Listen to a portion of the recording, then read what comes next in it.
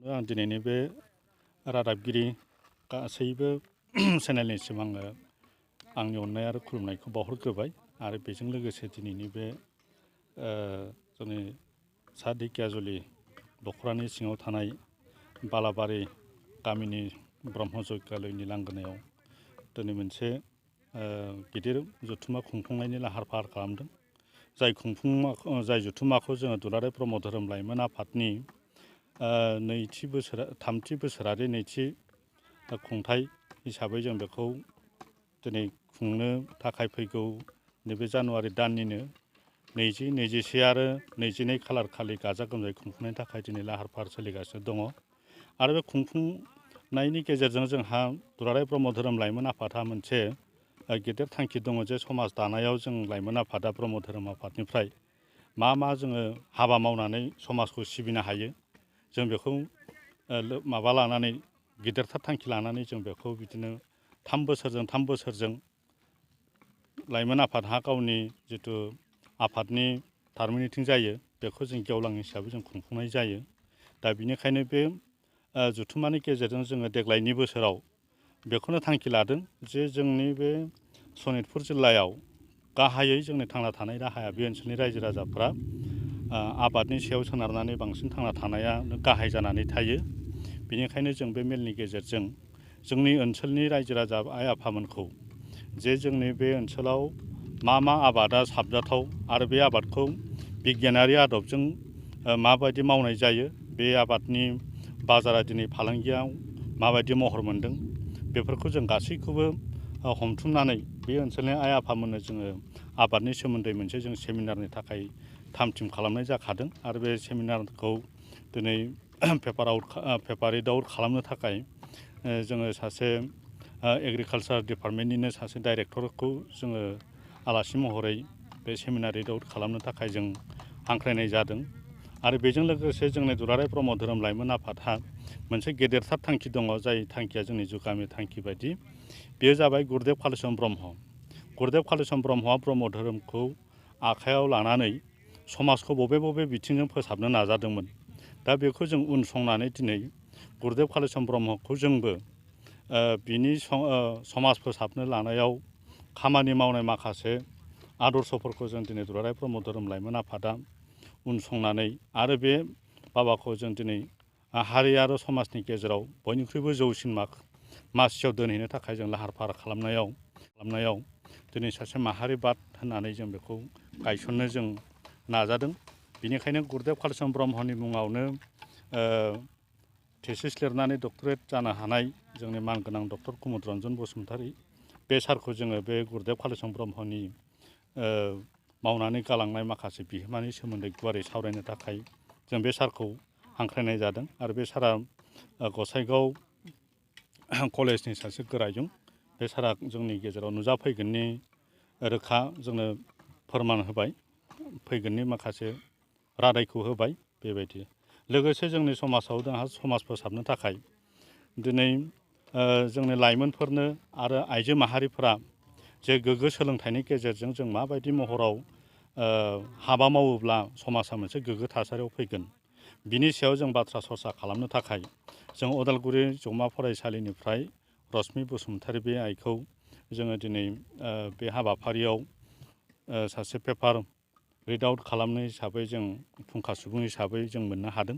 बेनिखायनो बे साथाम बाबामोनहा, बे साथाम सारमोनहा आइमोनहा जोंनि गेजेराव फैनानै जोंनो रायजो राजाफोरनो बिसोरो मोनसे गोदान मेसेज होगोन आरो गोख्रों जोंनो थुलुंगा गोनां मोनसे समाजाव जोंनो हाबाफारि लाहोनो थाखाय मोनफा जोंनो गोहो होलांगोन, बेखौ जों मिजिंथिदों। बेजों लोगोसे दुलाराय ब्रह्म धोरोम लाइमोन आफादनि जिथु गावहा मावनो गोनां माखासे दायथ' दंबावो, बेखौ जोङो देग्लायनि बे गोदान आफाद दानाय आरो गोजाम आफादनि सिमफायनाय बे हाबाफारिखौबो जोङो बे मेलनि गेजेरजों जोङो दिनै जाफुंहोगोन। दा बेवहाय फैगोन समफोराव मा थांखि दंबावो बेखौ मावफुंनो थाखाय जों माखासे मोजां थांखिफोरखौ लागोन। दा बेखौ लोब्बा लानानैनो जोङो दिनै सारा दुलाराय आसामनि सिङाव थानाय ब्रह्म धोरोम सिबियारि लाइमोन आफादनि सिङाव थानाय जायफोर लाइमोन आइ बाबामोन दङ, बे आइ बाबामोनहा गावसोरनि बेसेन गोसा समखौबाबो दान्दिसे दोनथ'नानै समाज सिबिनायनि मुङाव धोरोमनि फोथारजोंबो दिनै गावखौ बाउसोमनानै मोनसे गोग्गो समाज दानायाव हेफाजाब होफैनो थाखाय जोङो दिनै दुलाराय ब्रह्म धोरोम लाइमोन आफादनि जानानै गासिबो जिल्लाफोरनिफ्रायनो हानायमानि गाजा गोमजा फैनानै जोंखौ बेहाय खुंफुंनायखौ हेफाजाब होफैयो, मेहेरगोनां खालामफैयो। ओनसोलनि रायजो राजाफोरखौ आरो गुबुन गुबुन दाब दाब जायगाफोराव थानाय, जिल्लाफोराव थानाय, आनसलिकफ्राव थानाय आइ आफामोननो जे दुलाराय ब्रह्म धोरोम लाइमोन आफादा मोनसे जावरिखांनाय लाबोदों, गोदान जांख्रिखांनाय लाबोदों, समाज दानायाव मोनसे मैखोमै बिफाव लानो थाखाय जों दिनै ओंखारबोदों। बेखिनिखौ जाहाथे रादाब महरै गावसिनि जिल्लाफ्राव, गावसिनि आनसलिकफ्राव लांनानै जाफुंहोनो हायो, बे जोंनि मोनसे दिनै गोदान जांख्रिखांनायनि दोहौ। बेखौ लानानै जोङो नैबे जोंनि सनितपुर जिल्ला ब्रह्म धोरोम आफादनि सिङावनो थानाय ढेकियाजुलि आनसलिकनिनो बेलस्रि प्राइमारियाव जुगामि थाखानाय बालाबारि, सेनं बालाबारि गामिनि ब्रह्म जगालयनि गुवार फोथाराव जों बेखौ गाजा गोमजायै खुंफुंनो थाखाय जों आखायाव लादों। बेनिखायनो खावलायहरो जों गासैबो आइ आफामोनखौ बेवहाय हारि, धोरोम, राव, बोरोन गासैखौबो जों सायख'वा जासे बयबो सैथो धोरोमनि मुङाव आरो सैथो मोनसे आदर्शखौ, गोग्गो आदर्शखौ जों धोरोमनि गेजेरजों गायसनफिनथारनो बा फोसाबफिनथारनो थाखाय बाहागो लाफैगोनखौ आंनिफ्राय खर' गंग्लायै खावलायहरो। आरो जोङो बे जथुम्मानि गेजेरजों मोनसे गेदेर जों मोनसे थांखि लाबावदों जे जोंहा मुलुगखौ फोसाबनांगौआबो जोंनि आखायावनो दं, सुबुं माहारिनि आखायावनो दङ।